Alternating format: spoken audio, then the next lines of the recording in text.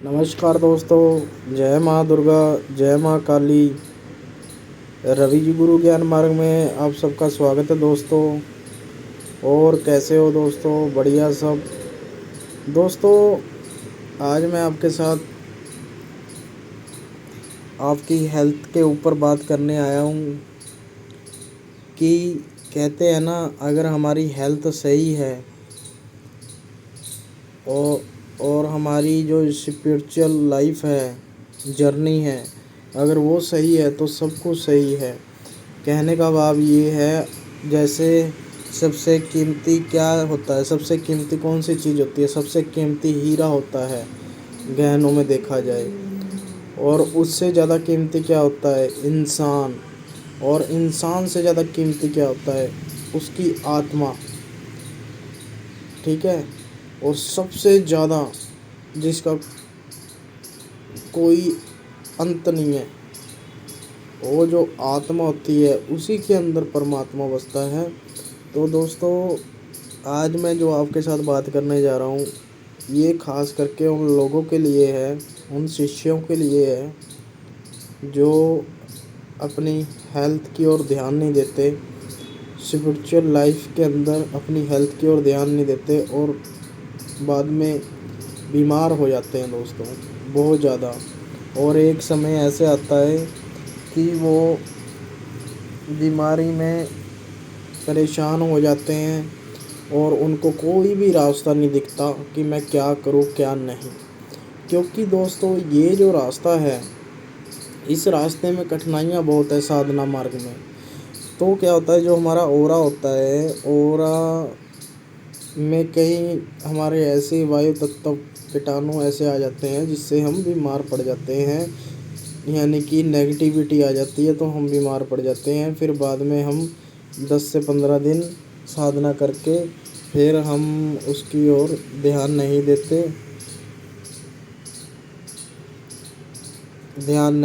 फिर इसलिए जब ध्यान हम नहीं देते तो हम ज़्यादा बीमार पड़ जाते हैं।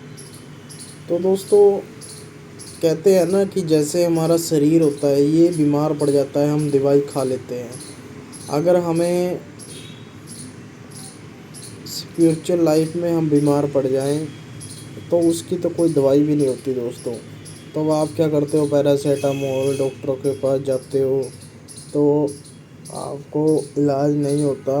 आपको क्या होता है, वो जब गोली देते हैं, आप नींद आ जाती है, सो जाते हो और वो दर्द फिर शुरू हो जाता है।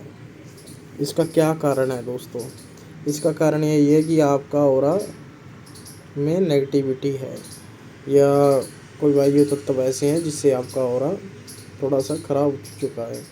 तो दोस्तों, इसको बनाने के लिए हमको क्या करना चाहिए? इसको बनाने के लिए हमको दोस्तों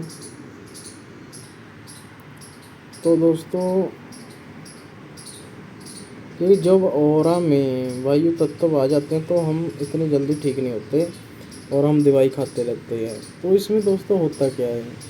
होता ये है कि परेशानियाँ आती हैं, सिर दर्द और शरीर में कमज़ोरी, लेजीनेस बने रहना, बुखार, मन नहीं लगना, कार्य में मंत्र जाप करने में मन नहीं लगना, मंत्र जाप करना अच्छा नहीं लगना।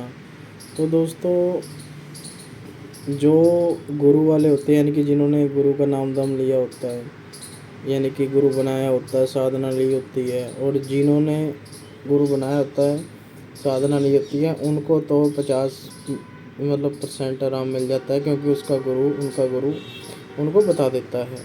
पर वो चीज़ नहीं बताता जो मैं आपको अभी बता रहा हूँ दोस्तों। उनके लिए भी है कि वो ये ध्यान से वीडियो सुने और ध्यान रखें इस वीडियो को कि मैं क्या बोल रहा हूँ। और दोस्तों, जिनका गुरु नहीं है उनके लिए भी बहुत ज़्यादा ज़रूरी है, क्योंकि उनके लिए इसलिए ज़रूरी है कि जब जो हमारा ऑरा होता है उसको क्लींजिंग करना बहुत ज़रूरी है, यानी कि उसको साफ़ सुथरा रखना हमारा फ़र्ज़ है। जैसे हम अपने शरीर के ऊपर मक्खी नहीं बैठने देते, कोई कीटाणु नहीं बैठने देते, ऐसे ही हम अपने ऑरा को भी साफ़ सुथरा रखना हमारा फ़र्ज़ है दोस्तों।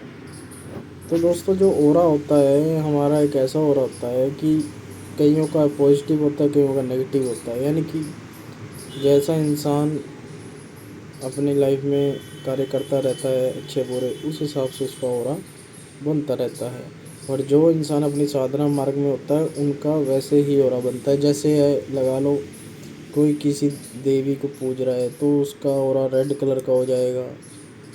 जैसे कोई किसी देवता को पूज रहा है, जैसे कोई देवता पीला चोला पहनते हैं, पीला चोला धारण करते हैं, तो उस व्यक्ति का पीला ऑरा होगा। यानी कि अलग अलग प्रकार से ऑरा के रंग बदलते हैं। और कई तो ऐसे होते हैं कि औरे का 7 रंग होता है, सतरंगी रंग का ऑरा। तो कहने का भाव ये है दोस्तों, ये चीज़ कोई नहीं बताएगा जो मैं आपको बताने लग रहा हूँ। लोग लाखों रुपए लेके भी ये चीज़ें नहीं बताते दोस्तों, ठीक है। और दोस्तों जो ये ऑरा है, ऑरा केवल वही व्यक्ति समझ सकता है जिस व्यक्ति ने की थर्ड आई खुली हो, वो व्यक्ति ऑरा समझ सकता है। या फिर वो व्यक्ति जिसने साधना करी हो, वो व्यक्ति ऑरा को महसूस कर सकता है और देख सकता है। दोस्तों ये ज़रूरी नहीं है कि जो साधना करते हैं वही ऑरे को साफ रखें, उन्हीं का ऑरा बेस्ट होना चाहिए। ऑरा तो उन लोगों को भी रखना अपना साफ चाहिए जो लोग बिजनेस करते हैं, अपनी शॉप करते हैं, जॉब करते हैं। ये हर एक व्यक्ति पे निर्भर करता है ऑरा को साफ रखना। पर दोस्तों इसका सफाई इसलिए ज़रूरी है, कई बार क्या होता है कि लगा लो मानो आपने कोई गाड़ी ले ली या आप कोई बड़े तगड़ी तनख्वाह ले रहे हो, सैलरी ले रहे हो, तो किसी ने आपको नज़र लगा दी, गंदे ऑरे के इंसान ने आपको नज़र लगा दी, तो वो जो नज़र है वो आपके ऑरे में पड़ जाएगी और आपके बैड डे शुरू हो जाएंगे, बुरे दिन शुरू हो जाएंगे आने। तो इसी प्रकार से जो ऑरा होता है कार्य करता है। जैसे लगा लो एक इंसान अगर उसके ऊपर कालिक मुंह पे लगा दी जाए वो लग जाएगी, ऐसे ही ऑरे का होता है। अगर कोई ऑरा में एंटर कर गया तो उसको भुगतना पड़ जाता है दोस्तों। ये जो ऑरा है इसको हम साफ़ कैसे कर सकते हैं, मेन बात तो ये है। ऑरा को साफ़ करने के लिए वेदों में जानकारी तो है, पर आपको जो मैं बताने जा रहा हूँ वो मैं गुरु मार्ग से बताने जा रहा हूँ, क्योंकि मैं गुरु मार्ग से ही बताता हूँ दोस्तों। दोस्तों गुरु मार्ग से जब ऑरा की हम सफाई करते हैं साधना मार्ग से, तो दोस्तों हमें भगवान शिव जी का ध्यान लगाना पड़ता है, हमें अपने गुरु जी का ध्यान लगाना पड़ता है, मंत्र जाप करने पड़ते हैं दोस्तों। और उनके गणों से जो जैसे उनके जो सेवक होते हैं उनसे हमको काम लेना होता है। और हमको मेडिटेशन करना पड़ता है जिससे कि हमारा ऑरा साफ रहे। ये ज़रूरी नहीं है दोस्तों कि इसमें सबसे ज़्यादा लगा लो कि मंत्र साधना से ही आपका ऑरा साफ होगा। इसमें कुछ उपाय भी हैं जो मैं आपको बताऊंगा। इसमें उपाय ये है कि आपको सुबह 4 बजे उठ करके सुबह 4 बजे आपको उठ करके स्नान करना है। ठंड में गर्म पानी से कर सकते हो, गर्मी में ठंडे पानी से कर सकते हो।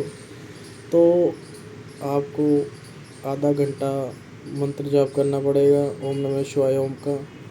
फिर आपको शिव मंदिर में जाना पड़ेगा।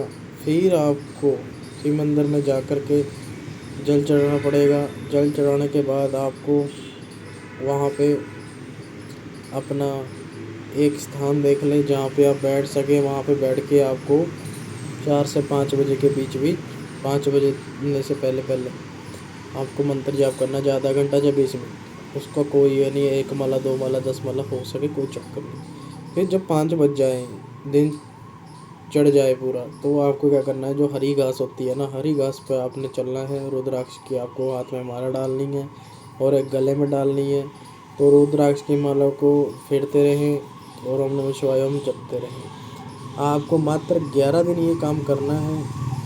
11 दिन के बाद आपको 11 दिन के बाद फिर आपको घर पे आ जाना है। घर पे आकर के एक स्थान चुन लें, कमरा चुन लें साफ़ सुथरा, जिसमें आप ध्यान लगा सको। और मात्र 20 से 25 मिनट, आधा घंटा लगा लो, ठीक है। और उसके बाद ये आपको 11 दिन से करने के बाद 41 दिन करना है, ठीक है। फिर उसके बाद 41 दिन के अंदर ही जैसे आप घर में अपना एक स्थान लगा के वहाँ पे आप माला जाप करोगे, तो आपको अपने खाने में भी, आहार में भी बदलाव लाने हैं। ठीक है, वो बदलाव क्या होंगे? मांस, मुर्गा, मच्छी नहीं खाना आपको, दारू नहीं पीनी है आपको, किसी को बुरा नहीं बोलना आपको, जितना हो सके उतना अच्छे तरीके से पेश आना है, किसी का बुरा नहीं करना है, यहाँ तक कि ब्याज तक नहीं खाना किसी से। ठीक है, और अच्छे कार्य करने हैं।